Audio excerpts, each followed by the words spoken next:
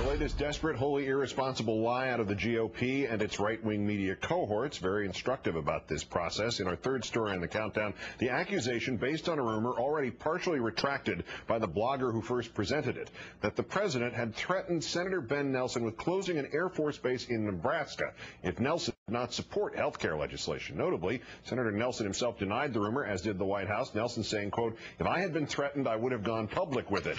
He added the story was yellow journalism at its worst. And yet, Nebraska's Republican Senator Mike Johans, along with 19 other Senate Republicans, sent a letter yesterday to the Senate Armed Forces Committee requesting a hearing about the rumor. They also want to know if there are any ghosts in the White House.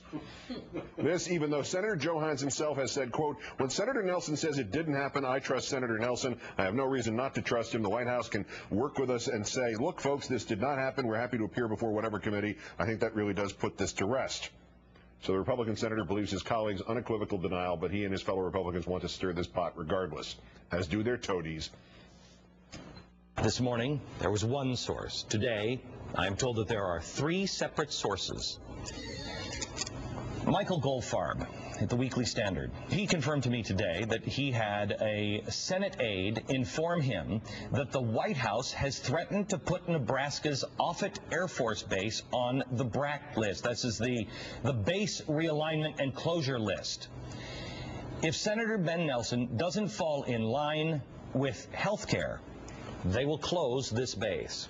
Senator Nelson has denied this story this afternoon. The White House denies this story, but Goldfarb and the Weekly Standard are standing by their source. To me, that borders on treason. How'd you feel after Goldfarb then retracted part of it? Beck, like the rest of the right-wing media echo chamber, cites sources. In fact, these sources are each other. The rumor appears to have begun with a tweet, according to Media Matters, from right-wing blogger Matt Lewis, hearing Ben Nelson has been threatened with closing his Air Force base. From there, other blogs picked it up. Goldfarb of the Weekly Standard pushed it, claiming a so-called Senate aide source. Goldfarb has now issued a partial retraction. Apparently that news did not get to Limbaugh, Hannity, and Beck, but Limbaugh's Media Matters notes accidentally skewered the logic of the whole story. He noted the next base closing commission does not convene until 2013, which means the White House